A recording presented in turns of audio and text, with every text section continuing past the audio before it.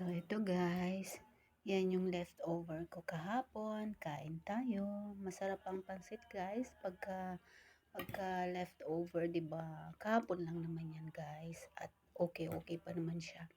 Madami kasi akong yun niluto. Kaso hindi ko talaga akalain na as in madami guys.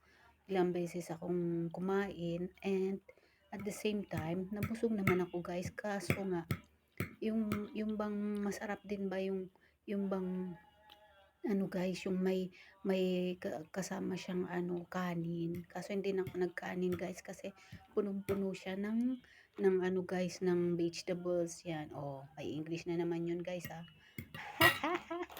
Yan, so this is my life. Kasi guys, may pupuntahan ako kaya ganyan, nakabihis ako. Wala nga naman, nakahubad ako guys, no. Yan ang aking life here, being alone guys, in abroad. So, enjoy lang natin ang life, diba? Ganito naman talaga ang buhay guys. Kaya, accept the fact. Oh, naka-English na naman ako guys.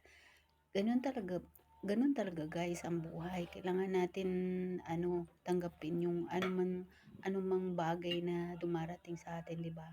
Kahit maraming mga hassles dyan sa paligid.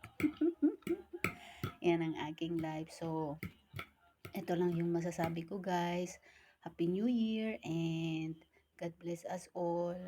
At good luck sa ating lahat. Thank you for watching. Happy New Year. For the rest of my life, I'll be with you. I'll stay by your side, honest and true, to the end of my time.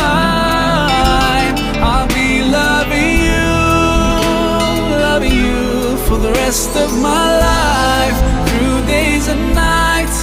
I'll thank Allah for opening my eyes, now and forever. I'll be there for you.